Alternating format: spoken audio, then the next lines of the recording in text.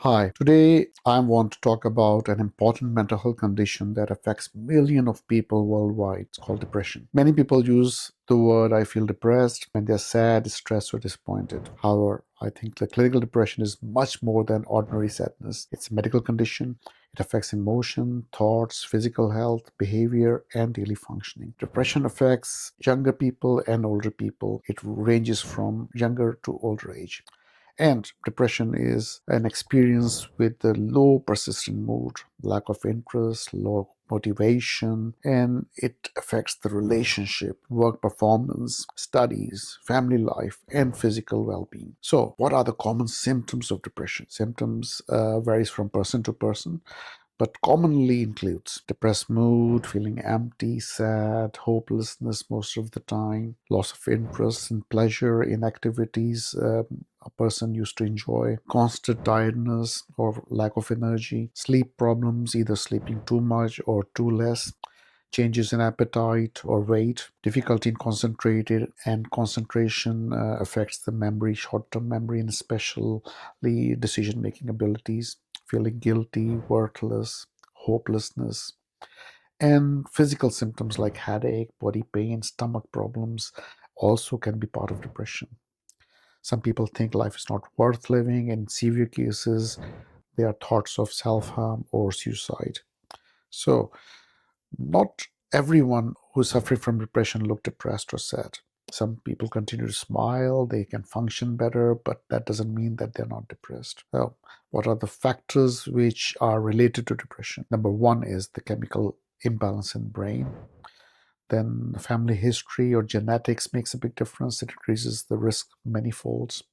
Hormonal changes, psychological factors, long-term stress, negative thinking pattern, low self-esteem or lack of confidence, history of trauma or emotional difficulties, social and life factors, which includes relationship difficulties, financial stress, job pressure, bereavement or loss of loved ones, social isolation, and many physical health issues, and also substance abuse, alcohol, and some medication can also contribute. So, is depression a weakness? Definitely not.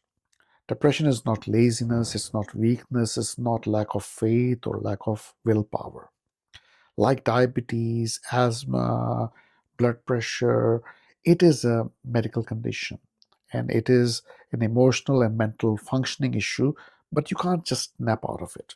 Medication can help and psychotherapy can help depression. So, in terms of treatment, number one, psychological therapies, and that includes counseling, cognitive behavior therapy, problem solving skills, stress management approaches, lifestyle changes like regular exercise, healthy diet, adequate sleep, reducing alcohol consumption and any substance use, maintaining social connections, especially the families and friends, and if required, medication.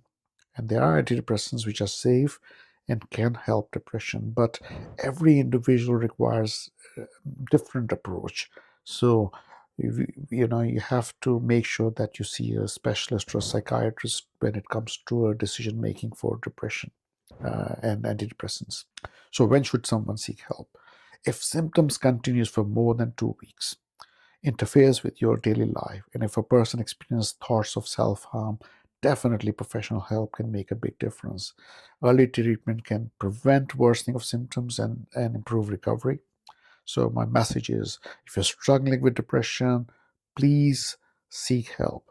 It's not a sign of weakness, it's a sign of strength.